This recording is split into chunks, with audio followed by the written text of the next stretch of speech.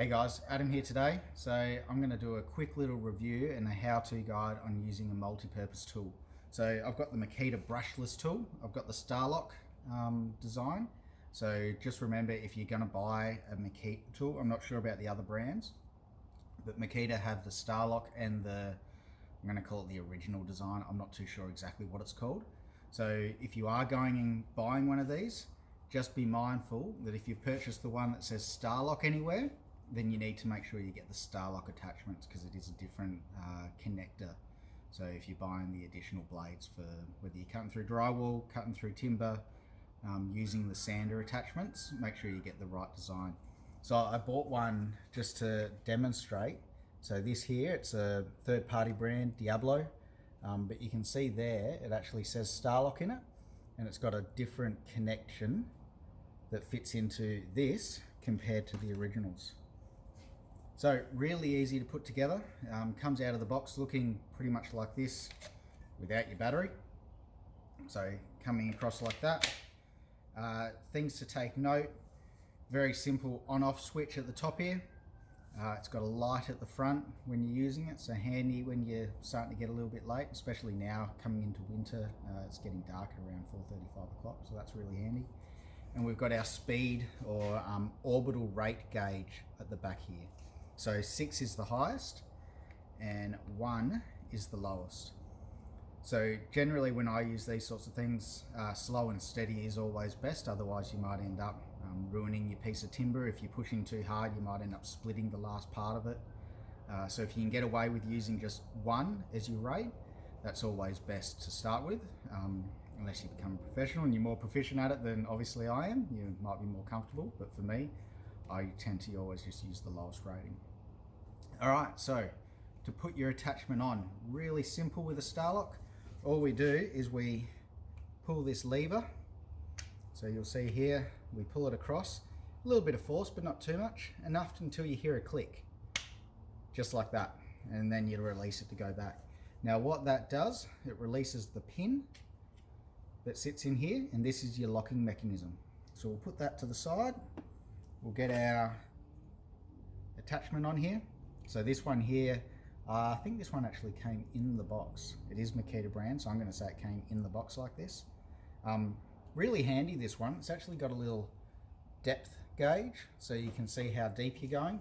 So if you only want to go so far into a piece of wood, so say you're cutting out a groove, you want to go, let's say 5 mil in the whole way for your square, then you can use this as your guide.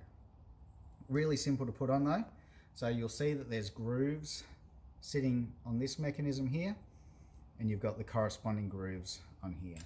So all we do is we connect them up like that. You'll see they sit in flush.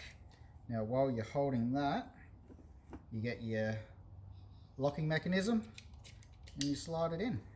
Then all we want to do is that lever that we started with, we're just going to lock that back in.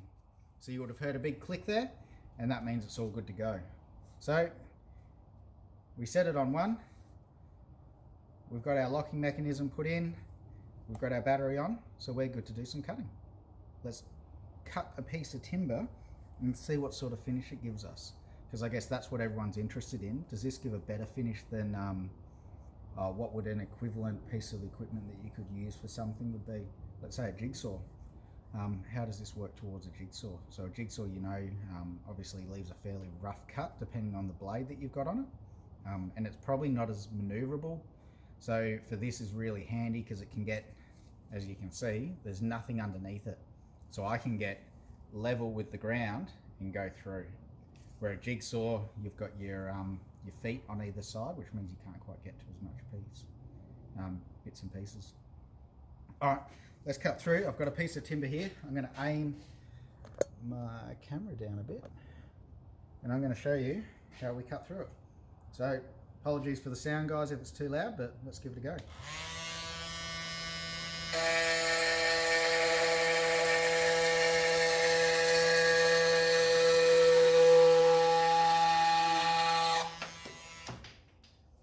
Alrighty. Well, that was pretty easy, wasn't it? So that cut there, I'd already cut a piece just to get a clean edge for when I did it. But as you can see there, nice and clean. All you would need is a finishing sander on the end of that, and you've got a really nice edge there. It obviously has a flex to it, so as you're working, this does have movement, so it is hard to get it square. But if you're more worried about getting a nice clean edge as you cut through something, this worked fantastic. So I'll kick it up to speed 6 just so you can see the difference in it. Now I will take my time as I cut my way through. It'll orbit more, so you'll see more of a movement there, which is why I tend to stay away from this, because the more it moves, the high potential to get out of control it has. Let's go.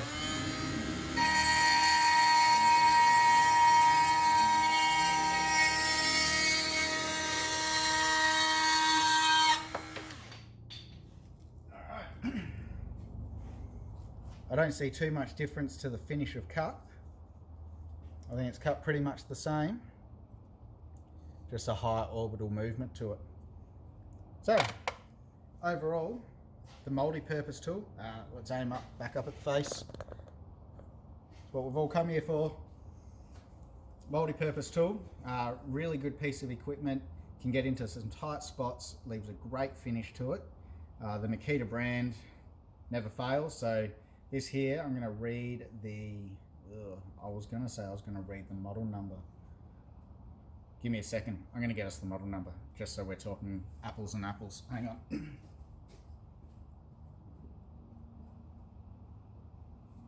Right, so this is the DTM 52. Let's go across again. DTM 52 X ZX3. DTM 52 ZX3. I got it. All right, so that's the brushless Starlock multi-purpose tool. Handy for cutting trim. Probably never using it in this type of environment. Cutting through a piece of timber like this, I tend to stay and go with probably this if I was to cut through something like this, just so I can make sure I get it square along the my line. I guess if we were really careful, we could make it work, but as I said, there's a bit of bow in it, so it's not really what it's designed for. I guess the other thing just to be mindful, and a little bit of a service announcement with this, is that if you're cutting through something like drywall, you're not to go up into the roof and then cut along that way. So you're not, this isn't the blade. You see what I'm touching? That's not the blade that cuts through, it's that. So if you're cutting through drywall, you're going up on an angle and cutting it through like that, which you can get drywall bits. You can see this one here that I bought, even that one there, it's much wider. It's probably about that wide compared to that. So nearly double the size. The drywall actually has a bit of a curve on it to assist with that angle that you're looking for, if that's what you're wanting to use it for. So yeah, you don't want to put pressure on the sides. That's how you end up breaking your equipment. And you don't want to break something like this, because if you bought it, then it's cost you a lot of money. All right, hope you've enjoyed that, guys. If anyone's interested in any more information about the Makita multi-purpose tool, make sure you put a comment in there and I'll try my best to answer it. Otherwise, have a great day. Bye all.